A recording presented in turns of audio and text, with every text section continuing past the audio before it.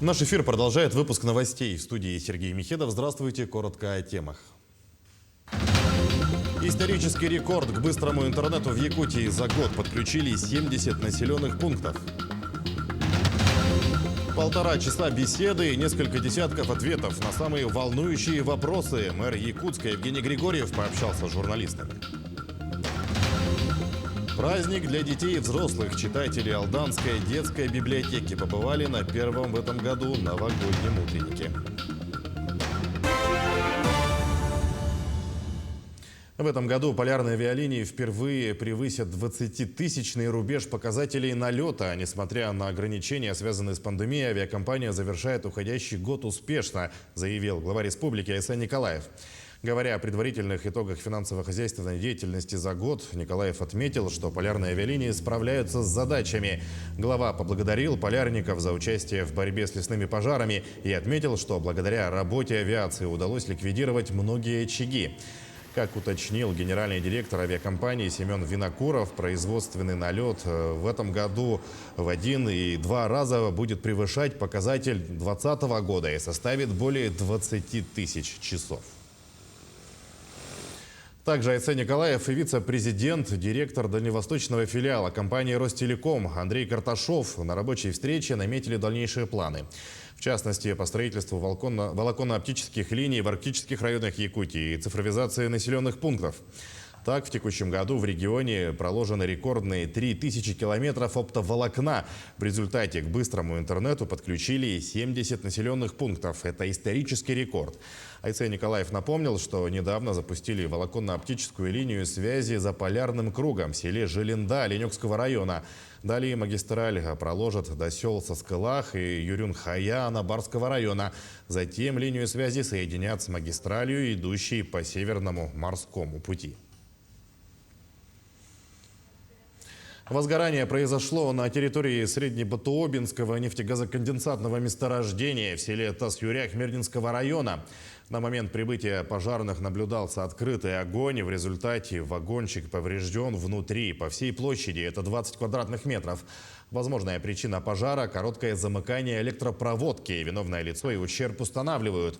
Тушили огонь 10 человек личного состава и 1 единица техники пожарной части села.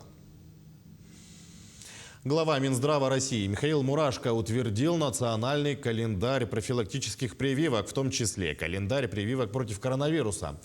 Так, к приоритету первого уровня, то есть подлежащих обязательной вакцинации против ковида, отнесли граждан в возрасте 60 лет и старше, взрослых, работающих в медицинских и образовательных сферах, лиц, страдающих хроническими заболеваниями, а также жителей городов-миллионников. В документе отмечается, что прививать против коронавируса детей в возрасте от 12 до 17 лет включительно можно только добровольно по письменному заявлению одного из родителей или законного представителя. Тем временем мирнинцы получают прививки от ковида в мобильном пункте вакцинации. Центральная районная больница в Мирном совместно с компанией РНГ организовали акцию во дворце спорта «Кимберлит». Прививку от COVID-19 сделали 30 человек. Препарат пришедшие выбирали сами – «Спутник Ви», «Спутник Лайт» или «Эпивак». Выездные акции проведут еще несколько раз. У нас во взрослой поликлинике в городе Мирном кабинет вакцинации работает без выходных.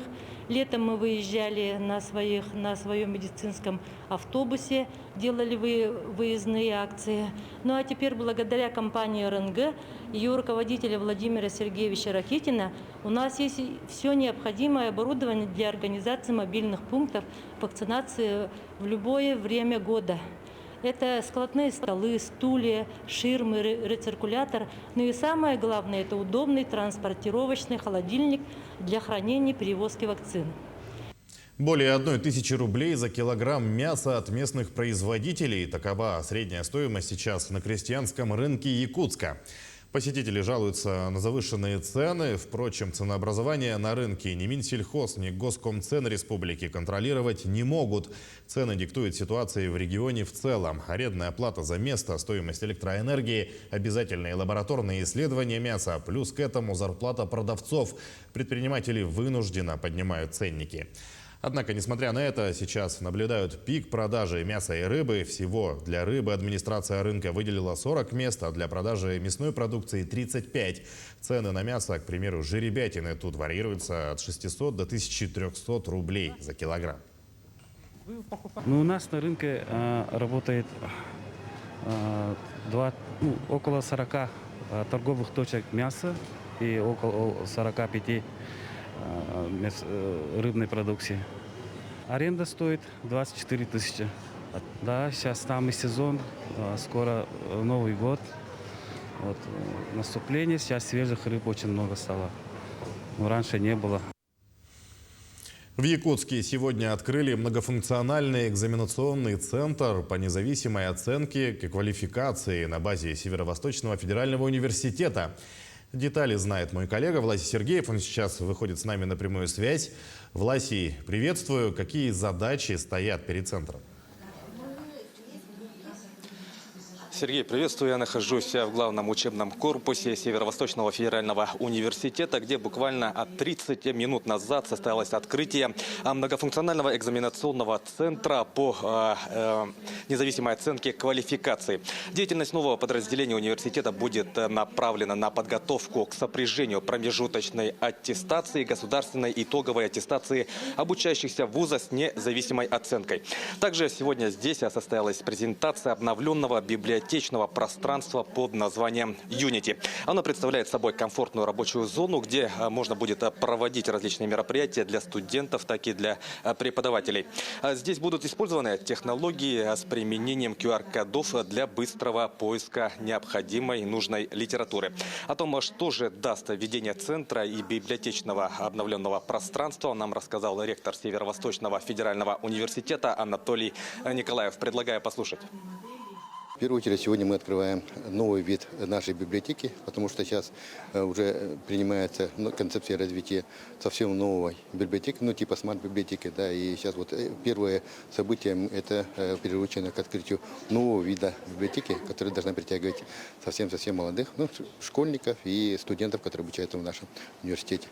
Во-вторых, наверное, может быть и в главную очередь, это центр открытия компетенций. Да. И центр открытия компетенций – это приурочено к тому, чтобы в первую очередь мы своим студентам давали не только специальность, да, вот, с дипломом, да, но и давали еще и рабочие специальности, которые повышали бы их конкурентоспособность. Добавлю, что сегодня здесь состоялся ряд важных подписаний. Так, университет заключил соглашение о сотрудничестве с окружной администрацией Якутска, управлением образования столицы, а также с общеобразовательными школами Якутска. В рамках реализации данных соглашений будет проведена работа по формированию базовых кафедр, а также развитию системы профессиональных квалификаций в сфере образования.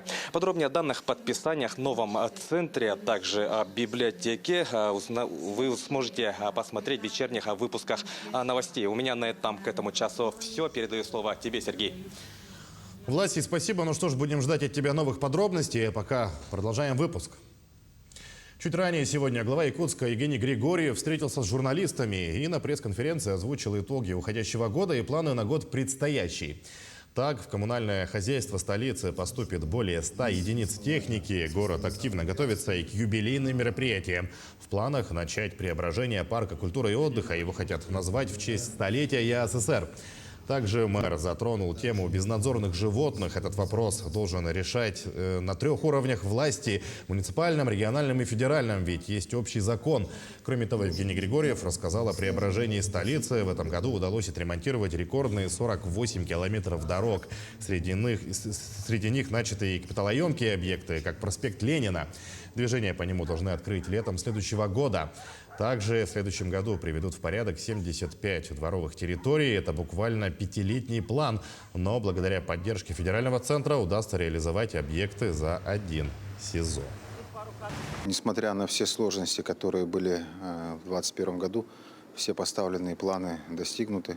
Я считаю это хорошим результатом слаженной работы городской администрации и при поддержке правительства республики и лично главы республики Александра Сергеевича. Целевой фонд будущих поколений осенью этого года объявил конкурс среди одаренных детей, для которых максимальным достижением является чемпионство или призовое место на всероссийских соревнованиях. Они должны были зайти на сайт и указать свои достижения за год. Так, обладателями гранта в этом году стали 14 детей, которые добились наивысшего результата по 12 видам спорта, в том числе по якутским прыжкам и масс-рестлингу. Общая сумма гранта в этом году составила 400 тысяч рублей. Ее разделили между победителями. Помимо грантов, сегодня презентовали и спортивное оборудование, приобретенное за счет федерального проекта «Успех каждого ребенка». Таким образом, в спорткомплексе «Дахсун» появились компьютерные тренажеры по стендовой и пулевой стрельбе, татами, комплекты по шашкам и шахматам. По данному проекту для нашего вида спорта были приобретены 200 досок, 30 столов и 80 электронных часов.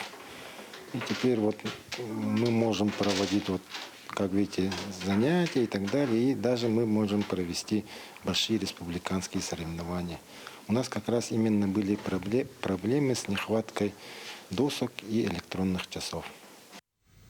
Юные читатели Алданской детской библиотеки побывали на первом в этом году новогоднем празднике. К ним в гости пришли настоящие Дед Мороз и Снегурочка. Те самые, которые еще дарили подарки их родителям. Утренник в добрых советских традициях стал праздником не только для ребят. В детство окунулись и взрослые. Подробности у Татьяны Вахниной. Юным читателям сегодня совсем не до книжек. В детскую библиотеку пришли Дед Мороз и Снегурочка. Первый новогодний утренник для ребят стал настоящим сюрпризом. Мы решили для наших юных читателей подготовить самый волшебный, самый завораживающий праздник, наверное, у каждого человека. Это Новый год. На огонек в детскую библиотеку гости заглянули не случайно. Именно здесь находится чудесная елка, украшенная старинными игрушками. Часть убранства дети мастерили сами из картона, фольги и ваты. Дедушка Мороз и Снегурочка признались, что таких елочек не видели очень давно.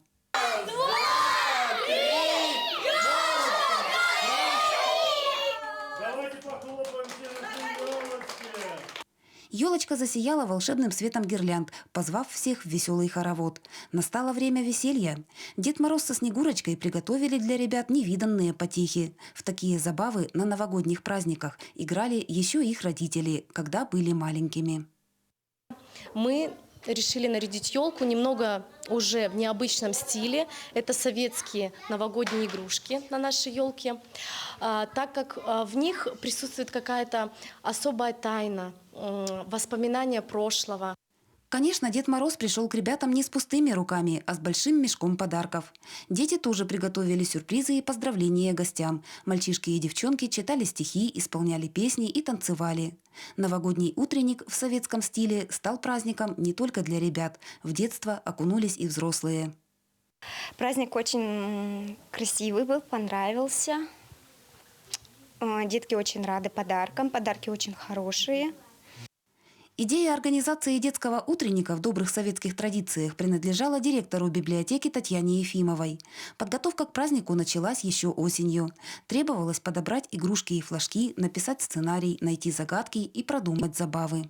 Сотрудники признались, что и в процессе подготовки, и на утреннике они ужасно волновались.